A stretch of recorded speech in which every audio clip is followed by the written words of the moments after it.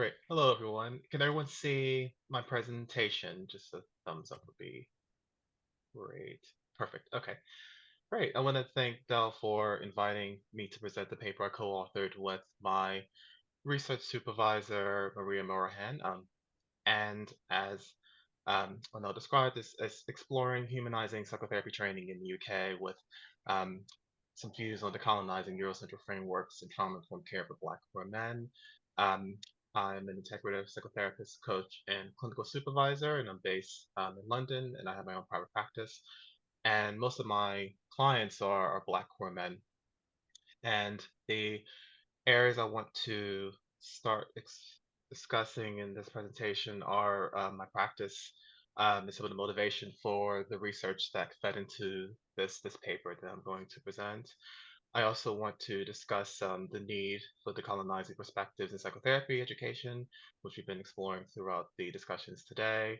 I also want to share some critiques of psychotherapy education drawn from the literature, and also share how my colleague and I have started to rethink psychotherapy education utilizing the human from a humanizing perspective. I then want to delve into some of the research that I conducted, which drew some qualitative data, which shed a light on how there is a need for decolonizing psychotherapy training and share some insights and summary of those findings. And then end, if we hopefully have time, a call to action for humanizing psychotherapy training programs in the UK. So as I mentioned, in my clinical practice, I work a lot with Black queer men, and this surge in Black queer men seeking out therapy really developed after the death of George Floyd in 2020 and the resurgence of the Black Lives Matter movement. And I saw a lot of Black queer men who were presenting with various types of trauma associated with historic traumatic experiences of homophobia, bullying, sexual abuse, but also re-trigger trauma from the death of George Floyd and the Black Lives Matter movement. And as I was doing my master's research during that time, I started to think about doing more research into looking at a intersectional approach to supporting Black women who experience trauma that was queer affirming and also took into account their intersectional identities. My master's was in integrative counseling and coaching, and I wanted to look at how we could, or how therapists rather, use integrative therapeutic approaches with Black queer men as a literature didn't really draw a lot of information from this. So my initial master's research was exploring from a decolonized lens intersectional queer affirming trauma informed care for Black queer men.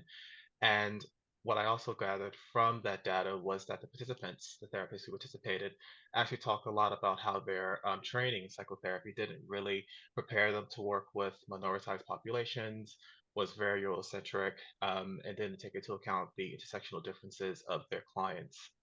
And that additional data that we and my supervisor gathered from the initial research that was published was what we felt would be really helpful to write into this paper.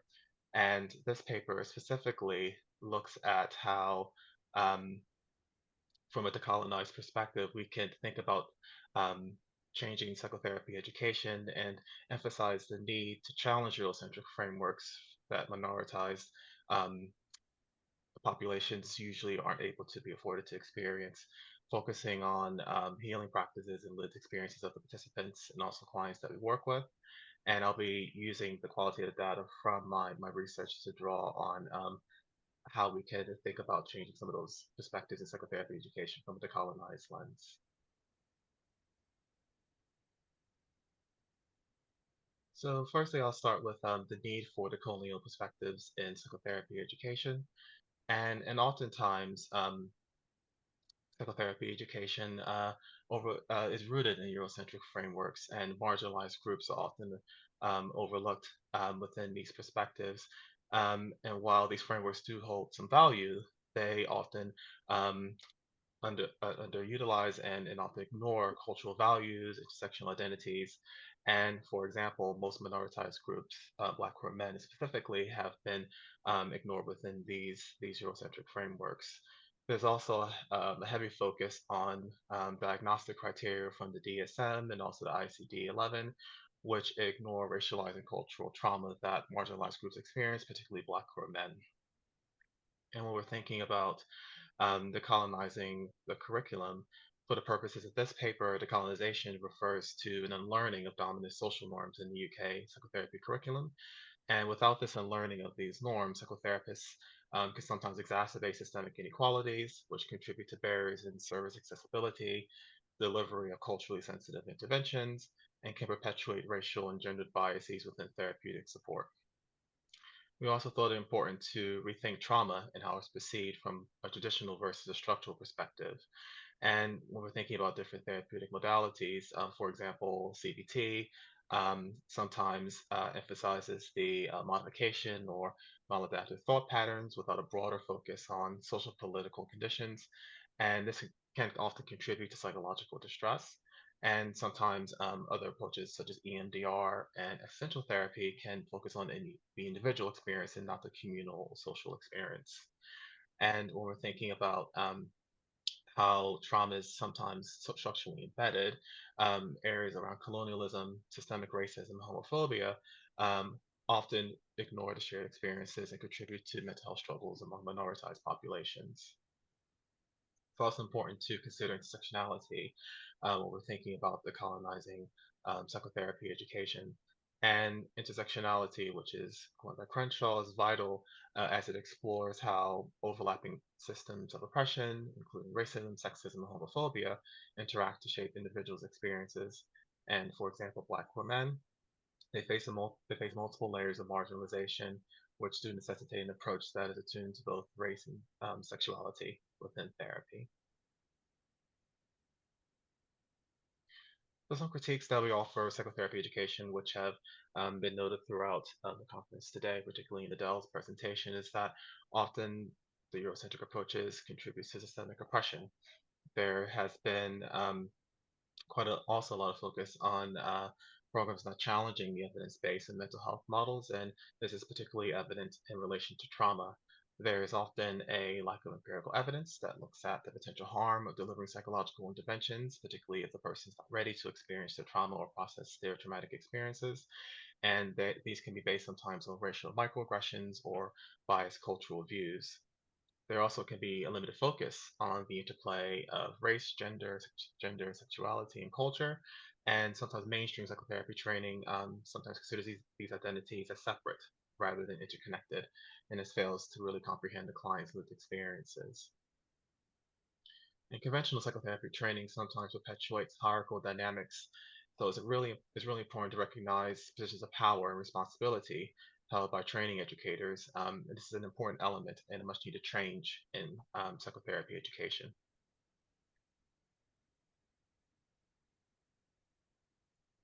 So we want to offer a different perspective for psychotherapy education, and think about it by utilizing the human. And a decolonized approach to psychotherapy education can shift towards a model in which trainers act as facilitators rather than authority figures. And this minimizes the hierarchical structure and power dynamics at play within training institutions.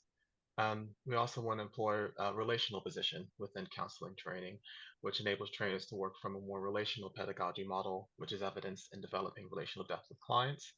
And this also allows the interconnectedness of individuals within groups and addresses the care needs for clients whilst also incorporating both social justice and political ethics of care.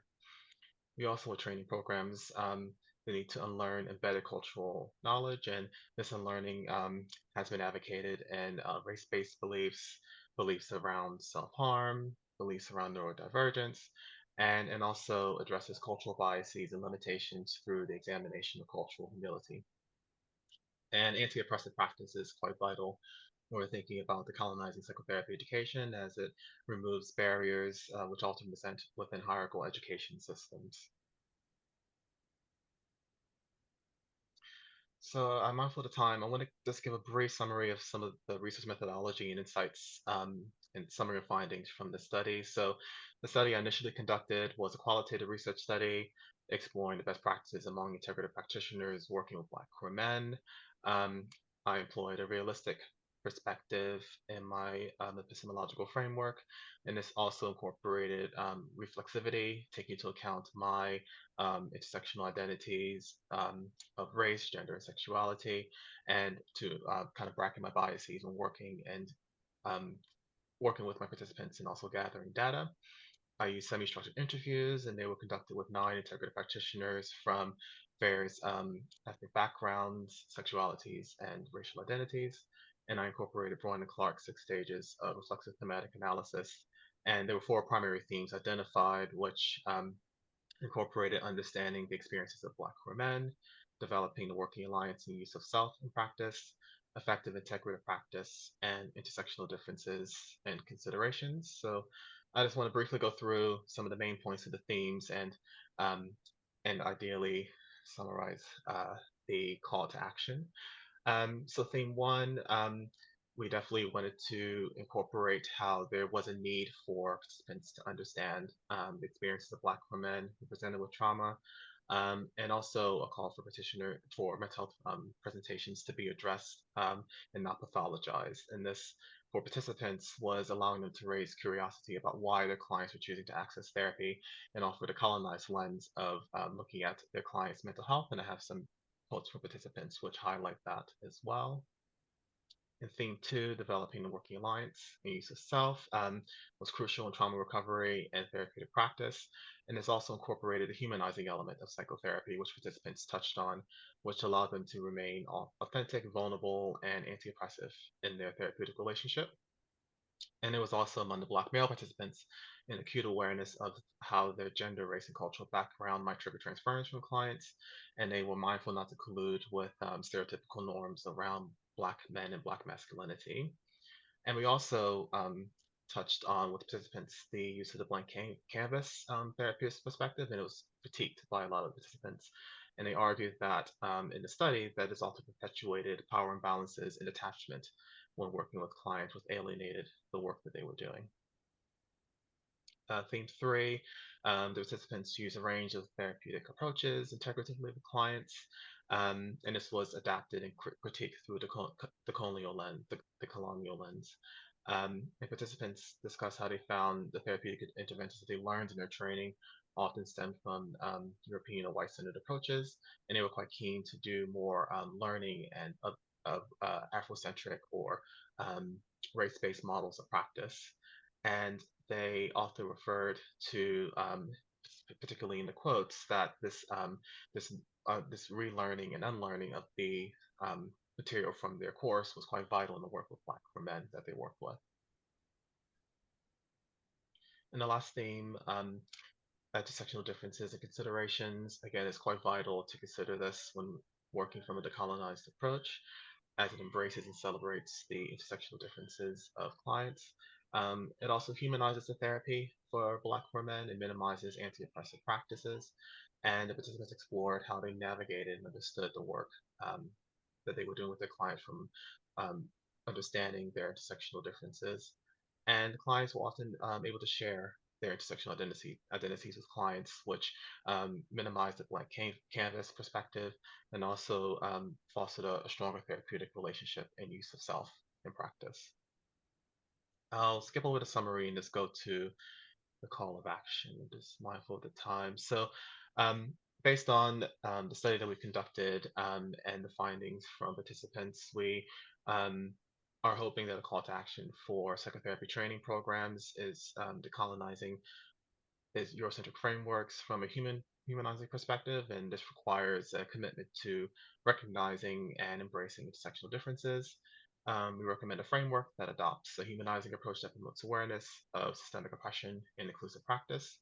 And by fostering discussions on structural inequalities and equipping students with the skills to tackle these broader determinants of mental well-being, psychotherapy training can enable meaningful and lasting transformation. And a humanized therapeutic stance promotes critical consciousness, whereby therapists are actively engaged in acquiring knowledge and addressing power dynamics, systemic oppression, and identity-based experiences within therapy. Great. Great. Oh, there? Sorry. Yeah. Yes, I'm here. Any questions? Great. Okay. So, My references.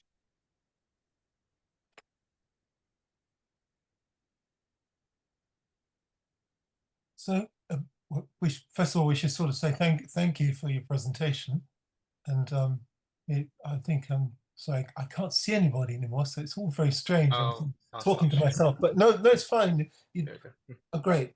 And so, first of all, thanks very much. And any sort of questions, comments people want to make? Yeah, I have a question. Anthony, that was amazing. Thanks for that. And I wondered if you'd taken your research to any like training institutions or and what kind of response you'd had to your research. Yeah, that's really great. So my initial research, which looked at decolonizing trauma-informed care for Black poor men, I was able to have that published last year. So that's kind of sparked a lot of conversation among training facilitators about how to decolonize just therapeutic practice. And that's what kind of sparked this paper as well. So I'm hoping that this can be, of course, be published and then we can spark more conversations there. But yeah, there's still a lot of work to do. I think there's a lot of conversations that are being had, but there's not really actions being done. I think Mm, the ideas are there, the understanding is there. Um, and now it's just how do we implement it into training mm, programs. I think mm, that's where we are at the moment. I think we've we know what the issues are and the gaps, and I think this paper was just not only identifying that, but at the end we said this is what we think can be done and what could be Mhm, helpful. mhm, And I mhm, think having um, the raw data from people who've actually experienced training in the UK and what they feel the gaps are kind of adds a little bit more depth to the work. I think a lot of the information I've seen is very theoretical, and I think we need to get right. feedback from participants to say this is what they're saying needs to be done. What can we do to mhm, change it? mhm, mhm. Mm. I was wondering, actually, on that point, um, is it possible to go back to your recommendations? Uh, sure. Let me just share this. Sorry, it's at the front door.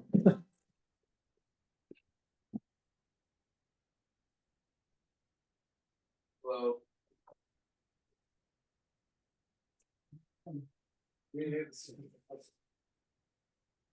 Did he say he was going to get something? So Ah, someone's at the front door. Yeah. Oh, Mhm. okay. I'm Can sorry. everyone see that I'm sharing the Yeah. Thank slide? you. Yeah. Okay. Yep. Yeah. So, just what you're saying about the practical, um, can you just give simple examples? So, you've probably already done it, but if you just go through each of them, decolonising the third framework from it, humanising perspectives, commitment to recognising, embracing intersectional. Could you just spell that out with a kind of simple example? Yeah. So some of the things we're thinking about to start would be kind of auditing the curriculum from a very critical lens. So looking at where are the areas where it's quite Eurocentric in nature, Could you where give it an could be example biasing. again? Sorry, of that. Yeah. So again, this is quite this is still Mm. theoretical, but we were thinking of looking at some of the training modules, considering kind of moving away from the diversity day and making it more infused into the curriculum. How that's done, we're not quite sure, but that could Sorry. be an So, how do you think example. it should be Yeah. done? Sorry. Do you say moving away from the diversity? Yeah, so most training modules, from my experience and from the participants' experiences, is that there's a diversity day. So there's one module, Oh, I usually a see. half a day, which looks at I see. diversity in general. So we're thinking about moving away from that and Yes. having it completely infused into the curriculum, and that starts with an audit of the current curriculum, which I was Is it, discussing from the Right. start. So looking at, is there just a diversity day, or is this infused into the entire curricula So of they run psychotherapy right the training? way through it, like Brighton Rock, Exactly. rather than just being a Exactly. one-off Yeah, so sort of that's a thing. good place to start. Yeah. Okay. is it a whole day usually? Yes, well, Whole day. if you're lucky. All right. If you're lucky, yeah. Yeah, Yeah, yeah, sometimes it's yeah, a half a day, sometimes it's yeah. usually an hour presentation from another student. That's It's been like my experience with it's it. like having a day or a module on critical psychotherapy or critical Exactly. psychology. Yeah, Exactly. it means the rest isn't the rest is uncritical. Yeah. Exactly. And Yeah. what if you could just go through the second one? You see, a framework which adopts a humanising approach. It promotes Yeah. awareness. What is that? Of systemic oppression and inclusive. What can you just spell out a simple example? Okay. So what we had in mind was it's the ethos and practice of the trainer. So it's moving away from the hierarchical, I'm the trainer, you're the student, I'm imparting Uh-huh. knowledge on you. It's actually the trainer working with students in a collaborative way. So it's not Okay. really, that's the framework, that's the style of teaching that we were recommending as part of the framework. And that would be really the mindset of the trainer understanding how they can actually train their students from moving away from a systemic oppressive lens. So that does take some education for the trainer. There's loads of literature out there. I'm not going to go through all of it, but there's literature the trainer can actually Right. understand Thank around you. that and make the practice that they're imparting on students more inclusive. And this also looks at how they can understand their students' intersectional identities, so incorporating more shared experiences, and the trainer is actually able to share their own intersectional identities. Again, back to the practice of the trainer, this will help the students to be more able to share their sexual identity. So it's really a mindset and perspective the trainer has to have within that And framework. would you suggest that happens in the therapy itself? That Well, sharing? this is a training institution. So if you're a trainer and you're going to be teaching a course on person-centered therapy, then there would be a mindset going into the training that you would approach it from the lens, I'm going to work collaboratively with my students and not come from a respective hierarchy when I'm imparting knowledge onto them. So that's what we were thinking from a humanizing perspective. That's the relational approach that we were discussing in our paper. Again, this Thank, is quite high level, so we're still working on how this could be put into practice, but we're sharing our views on what we think could be helpful. thank you. Yes, I'm saying I'm just curious how much you see Yeah. that should be reflected in the consulting room. Somebody's just said, "Am I serious?" Yeah. Thank you. If I may say, it's a really good lecture. Thank you very much indeed.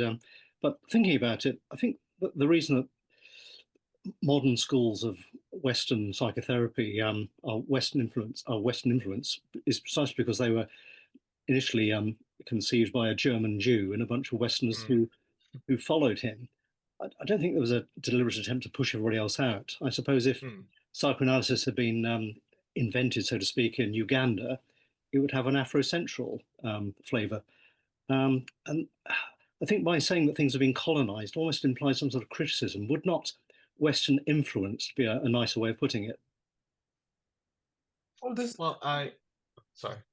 I'm sorry. No, This is just a really interesting question. Please, off to you. Yeah, I'll try and shut up. Yeah, I think it's a knowledge that's available, and if training institutes are primarily getting their knowledge of therapeutic interventions from, like you mentioned, a German Jew, then that's going to be taught. And I think the call that we're hoping that trainers can incorporate is looking at more indigenous practices, Afrocentric approaches, and infuse that into the training curriculum. And that's why I mentioned the initial stage will be an audit of what's actually being taught, because if all the information you're getting is from specific Western sources, then of course you're going to teach that. So I think there has to be a more creative way of looking at what are we actually teaching our students. Where is this information coming from? Is it primarily coming from a Eurocentric Western source? Or are we looking at indigenous African Asian approaches to therapeutic practice? And can we teach that in the curriculum? And that is a perfect way of starting this process of decolonizing the psychotherapy It's a very good point. Yeah. And it's all that the old International Psychoanalytic Association wasn't particularly that international, I suppose, back in the day. Yes, I just want to say something sort of very quickly, because I guess I'm not sure how much a German Jew, yes, but I'm sure that psychoanalysis probably means a bit more than that in a way. And Freud, I think Freud learnt a lot from quite a lot of European thinkers. So I mean,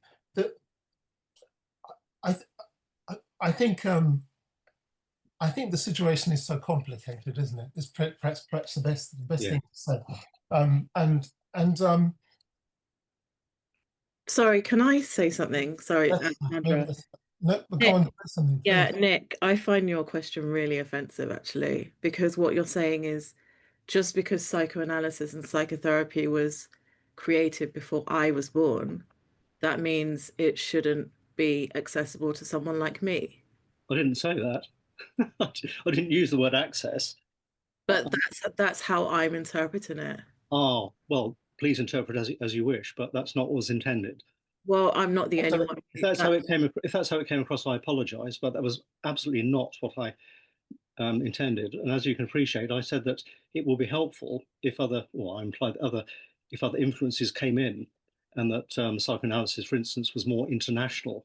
I criticised the fact that earlier in its history it was not truly international, and by implication of that, I'm suggesting that it should be. I think you're backpedaling now because I've challenged you, but I understand. Thank you. I think there are all sorts of issues here, and we probably won't have time to sort of to think about them. But I think the whole thing about psychoanalysis and its what it's meant to other cultures that are not European. It's less of an influence, but I think there's been something, hasn't there, about a particular way of thinking, and the particular way of thinking which has got a lot to do, I think, with the whole notion of being scientific and all those sort of things involved in it. But I think it's a much bigger question than we're able to talk about. We probably need to sort of try and move it on a bit. Mm. Could I just come in just very Well- briefly on that question of broadening things? It's very interesting reading this list here. Anthony or Jay? I've got you down as Jay. It's Anthony, so that's Yeah, my first Anthony. name. Thank you very much. What I just wanted to say is that this reads very much like much of what was written in the 60s and 70s by people I've already mentioned, Paulo Freire, Carl Rogers, and Freedom to Learn. Yeah, and not new. more recently, people like Jack Meserov and Stephen Brookfield, who are writing about a kind of education that looks very much like this. And I think the problem is that many people involved in education within psychotherapy haven't looked at what is going on in the world of education, particularly adult education, where there have been struggles with this sort of thing for decades and decades. Yes.